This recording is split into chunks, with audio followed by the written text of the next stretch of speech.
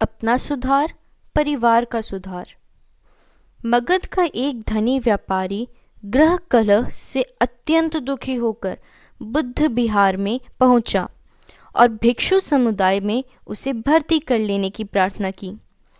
अधिकारी ने उससे गहरी पूछताछ की कि इस प्रकार की विरक्त अचानक क्यों उठ खड़ी हुई। इससे पूर्व न तो आपका धर्मचक्र प्रवर्तन अभियान से कोई संपर्क था और न कभी किसी बिहार में सत्संग के लिए आए। यहाँ ज्ञानी वृद्धों को ही दीक्षा दी जाती है, जबकि आपको इस संस्था के नियम और उद्देश्य तक का ज्ञान नहीं है। व्यापारी का आग्रह कम न हुआ। उसने कहा, अभी तो मुझे गृह जंजाल से निकालिए। परिवार के सभी सदस्य विद्रोही और व्यसनी हो रहे हैं। कोई किसी का न सम्मान करता है और न सहयोग देता है। पाधापी मची हुई है और एक दूसरे के प्राण हरण पर उतारू हैं। इन परिस्थितियों में मुझसे तनिक भी ठहरते नहीं बन पड़ा है। यहाँ आने पर कुछ तो शांति मिलेगी। महाभिक्षु ने व्यापारी से उसका जीवन वृत्तांत पूछा। उसने अपनी समस्त गतिविधियां कह सुनाई। बताया कि वह विवाह होने से लेकर वह अब तक कुकर्म ही करता रहा, व्यसनों का आदी रहा, छल कपट से कमाया, जो कमाता उसे व्यसनों में उड़ा देता। संपर्क क्षेत्र का एक व्यक्ति ऐसा न बचा जिसे चोट न लगाई हो, हानि न पहुंचाई हो। ऐसी ही कुटिलता में जीवन बीता। समय अनुसार बच्चे पैदा होते चले गए। उसकी संख्या भी कम न रही, 10 तक पहुंची।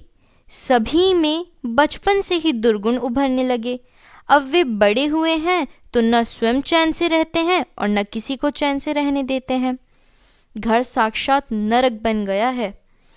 महाभिक्षु ने उसे सांत्वना दी, भोजन कराया और विश्राम करने को कहा। दूसरे दिन जब उसका उद्वेग कम हुआ तो उसे फिर बुलाया गया। गंभीर मुद्रा में कहा गया, जैसा तुमने अपना आदर्श उपस्थित किया उसी के अनुरूप परिवार ढलता चला गया। गृह कलह की जन्मदात्री तुम्हारी दुष्प्रवृत्तियां ही हैं। अब किए हुए का प्रायश्चित करना होगा। घर वापस जाओ और ऐसी जिंदगी जियो जो सज्जोनुचित हो, तो ही इसके अतिरिक्त सहनशीलता अपनाते हुए जो सहना पड़े सहो भी। परिवार तो तुम्हारा ही है। जिस अनुपात से तुम बदलोगे उसी के अनुरूप परिवार का स्तर भी बदलता चला जाएगा। जब किए का प्रायश्चित करके निर्दोष बन जाओ तब यहाँ आना, तुम्हें स्वागत पूर्वक स्थान मिलेगा। कई दिन की असहपति के बाद व्यापारी ने वस्तु स्थिति समझी और भिक्षु बनने के लिए पात्रता की आवश्यकता को समझा। घर वापस लौटने पर उसने अपने व्यवहार में आमूलचूल परिवर्तन कर लिया। संत का जीवन जीने लगा। कलह के वातावरण में शांति और सहानुभूति का परिचय देने लगा और संचालक के बदलने पर धीरे धीरे सभी परिजन संभलते और सुधरते चले गए। नरक का परिवर्तन स्वर्ग जैसी परिस्थितियों में हो गया। भिक्षु गृह में जाने की इच्छा तो उठी, पर उस मन को समझाकर शांत कर लिया।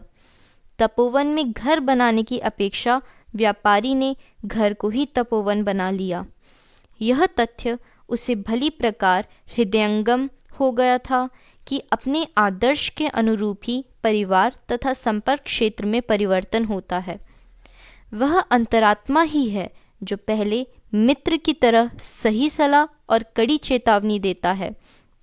न मानने पर वही है जो कठोर न्यायाधीश की तरह कड़ी सजा दिए बिना नहीं रहता। दिसंबर 2011 युग निर्माण योजना।